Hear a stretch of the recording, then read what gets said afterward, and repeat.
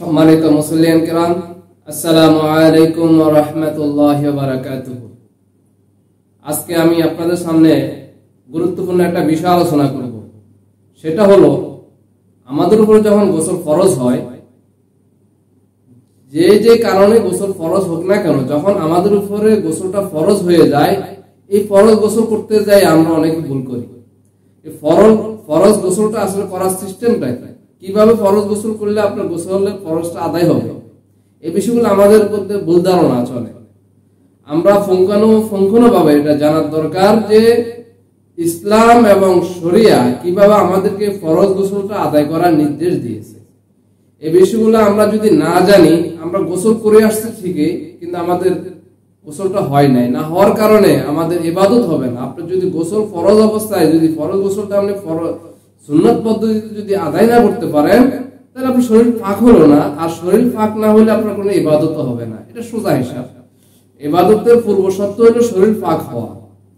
এখন আপনার যখন গোসল ফরজ হয়ে যাবে, অবশ্যই আপনাকে গোসল করে শরীরটাকে ফাঁক পবিত্র করতে হবে। এখন এই ফাঁক পবিত্র করতে গেলে কি শুধুমাত্র আপনি পানিতে নেমে গোসল করলে কি আপনি পবিত্র হয়ে যাবেন? না, কিছু সুন্নাহ পদ্ধতি আছে, এগুলো আমাদের মুসলিম হিসাবে জানা দরকার।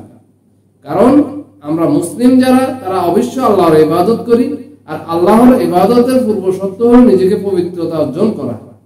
সেই পবিত্রতা অর্জনের জন্য আমাদেরকে গোসলটা, যে আমাদের উপরে গোসল ফরজ হয়, এই ফরজ গোসলটা আমাদেরকে সুন্নাহ পদ্ধতিতে আদায় করাটা অত্যন্ত জরুরি। এই বিষয়টা, এই গোসল করতে যাই আমরা অনেকে ভুল করি, ভুলের কারণে আমাদের ইবাদত গুলা নষ্ট হয়ে যাচ্ছে। সুতরাং আজকে আমি আপনাদেরকে জানাবো কিভাবে ফরজ গোসলটা আমাদেরকে সুন্নাহ পদ্ধতিতে আদায় করতে হবে। এই বিষয়ে আমরা একজন বিজ্ঞ আলেমের মতামত জানবো।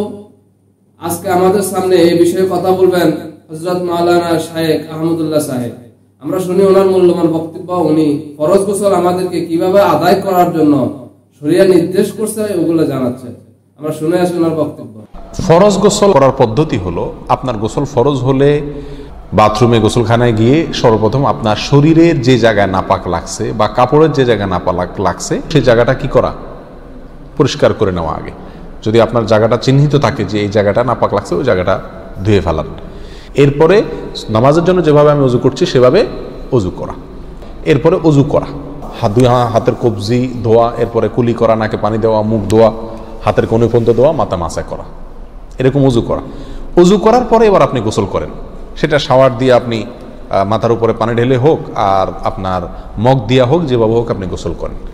গোসল করা শেষ হয়ে গেলে, গোসল করে যখন বের হয়ে যাবেন, তখন যাওয়ার আগ দিয়া, ওই যে পাও ধোয়া বাকি আছে হুজুর, যাওয়ার আগ দিয়া পায়ের ওখানে পানি ঢেলে টাকনো পর্যন্ত পাও ধুয়ে ফেললেন, বাস গোসল হয়ে গেল। এই ভিতরে আপনার শরীরের প্রতিটি অঙ্গের প্রতিটি জায়গায় পানি পৌঁছানোর চেষ্টা করতে হবে। প্রকাশ্য অঙ্গ যেগুলো, নাভির প্যাচ থেকে নিয়ে, বগলের নিচ থেকে নিয়ে, আঙ্গুলের চিপা থেকে নিয়ে, প্রত্যেকটা জায়গায় যেন পানি যায়, সেজন্য সেখানে পানি পৌঁছানোর চেষ্টা করতে হবে। ডলার দরকার হলে ডলবে, যেভাবে ওখানে পানি পৌঁছাতে হবে। কানের প্যাঁচের ভিতরে, একেবারে গভীরে না, প্যাচগুলোর ভিতরে যেন পানি যায়, সেদিকগুলো খেয়াল রাখতে হবে। কোনো একটি জায়গা যদি শুকনা থাকে, তাহলে কি হবে না, ফরজ গোসল হবে না। অতএব পরিপূর্ণ শরীর যাতে ধোয়া হয়, সেদিকটা খেয়াল রাখতে হবে। নেল পালিশ ইত্যাদি বা কোনো রং টং ইত্যাদির কারণে যদি কোনো আবরণ থাকে শরীরের উপরে, তাহলে সেগুলো সরা নিতে হবে। তা না হলে কি হবে না, ফরজ গোসল আদায় হবে না। কথা, প্রথমে শরীর এবং কাপড় থেকে নাপাকগুলো ধুয়ে নেব, এরপরে অজু করব পূর্ণাঙ্গভাবে, পাও ধোয়া বাদে। এরপরে গোসল করব, আর বের হওয়ার সময় দোনো পাও টাকনো পর্যন্ত ধুয়ে তারপর বের হয়ে যাব। এই গোসলের সাথে আমার অজু হয়ে গেল। এই গোসলের পরে আর কি করার দরকার নাই, অজু করার দরকার নাই। অনেকে গোসলের পরে অজু করেন, এটা কোনো প্রয়োজন নাই। তবে কেউ যদি গোসল করা অবস্থায় তার পেশাব চলে আসে, অনেকে আছে পানির স্পর্শ লাগলে পেশাব বেশি আসে, তো গোসল করা অবস্থায় যদি তিনি পেশাব করে দেন বা অজুভঙ্গের কোনো কারণ তার ভিতরে আসে, তার বায়ু ছাড়লেন, তাহলে তো সেক্ষেত্রে অজু যেটা শুরুতে করছিল ওইটুকু তো আর নাই। তাহলে তাকে আবার কি করতে হবে, নতুন করে গোসলের পরে অজু করতে হবে। এ হলো মোটামুটি ফরজ গোসলের পদ্ধতি।